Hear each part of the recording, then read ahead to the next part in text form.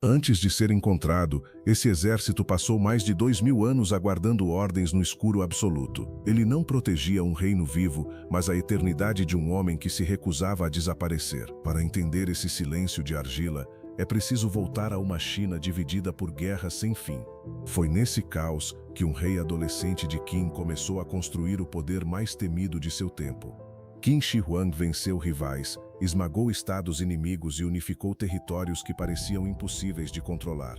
Mas quanto maior seu império ficava, maior crescia o medo da única força que nenhum exército podia deter. Ele padronizou moedas, escrita, medidas e estradas como se o mundo inteiro devesse obedecer a uma única mente. Ainda assim, cada vitória trazia a mesma pergunta para dentro do palácio: como impedir a própria morte? A resposta não veio de generais, mas de místicos, alquimistas e promessas de vida eterna. Mensageiros cruzaram montanhas e mares atrás de elixires, ilhas lendárias e substâncias capazes de vencer o tempo. Entre essas promessas havia o mercúrio, tratado como remédio sagrado, embora pudesse destruir exatamente quem tentava salvar. Enquanto buscava a imortalidade no corpo, o imperador começou a construí-la em pedra, bronze e barro. Seu mausoléu seria mais do que um túmulo. Seria uma versão subterrânea do império inteiro. Crônicas antigas falam de centenas de milhares de trabalhadores moldando uma cidade secreta para o soberano morto. Debaixo da terra nasceram corredores, câmaras, depósitos, estábulos e espaços planejados para continuar funcionando após a vida. Mas a maior surpresa não seria um palácio oculto, e sim um exército completo pronto para marchar no além. Artesãos modelaram pernas, braços, torsos e cabeças em série, numa produção gigantesca muito à frente do esperado. Depois, cada guerreiro recebia detalhes próprios, como se a fábrica obedecesse a uma lógica humana, não mecânica. Bigodes, penteados, armaduras e expressões mudavam de rosto em rosto, criando a impressão perturbadora de individualidade. Quando vistos em conjunto, eles não parecem estátuas. Parecem uma tropa congelada um segundo antes do comando. Havia arqueiros ajoelhados, lanceiros, oficiais, cavalos e carros, todos distribuídos com disciplina de campo de batalha. Nada ali foi organizado para beleza apenas, tudo foi pensado para defesa, hierarquia e obediência eterna. E existe um detalhe que rompe a imagem que temos hoje. Esse exército não nasceu cinza. Originalmente, cada soldado era coberto por cores intensas, com pigmentos vivos que tornavam a cena quase assustadora.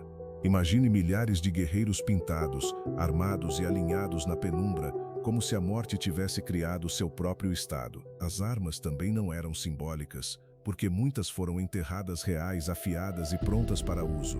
Bronze, lâminas, pontas de flecha e mecanismos complexos sugerem uma logística militar tão rigorosa quanto a do mundo acima. No centro de tudo estaria o túmulo do imperador, ainda fechado, ainda cercado por perguntas que atravessaram séculos. Textos antigos descrevem um palácio funerário com rios de mercúrio correndo sob um teto que imitava o céu. Se isso parece fantasia, medições modernas encontraram sinais compatíveis com concentrações anormais de mercúrio no solo.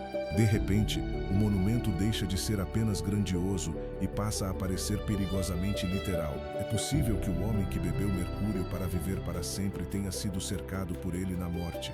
Também há relatos de armadilhas automáticas, como bestas preparadas para disparar contra qualquer invasor descuidado. Talvez exagero, talvez advertência, talvez memória fiel de um túmulo projetado como fortaleza final.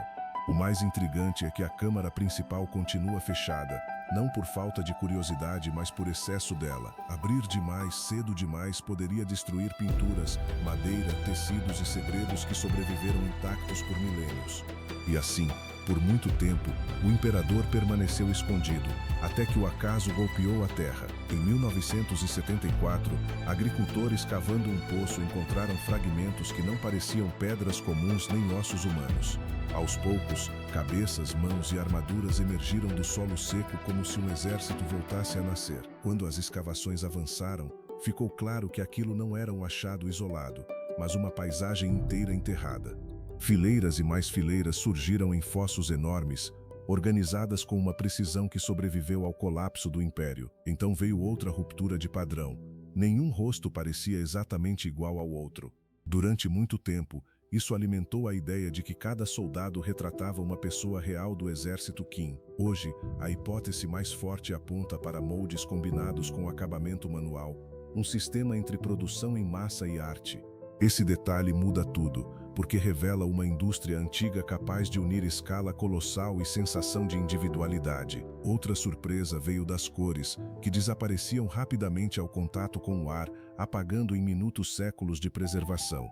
O que vemos hoje é apenas a pele pálida de algo que já foi muito mais vivo, rico e teatral. Mesmo incompleto, o conjunto transmite uma mensagem brutal. O imperador queria governar depois da morte como governou em vida. Seu poder não terminava no funeral, apenas mudava de endereço, descendo da capital para uma capital subterrânea. Mas há uma ironia no coração desse projeto. Ele tentou vencer a morte e acabou definindo sua própria lembrança por ela.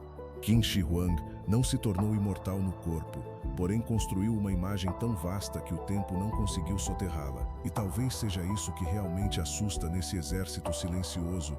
Ele prova que o medo de morrer também pode erguer maravilhas.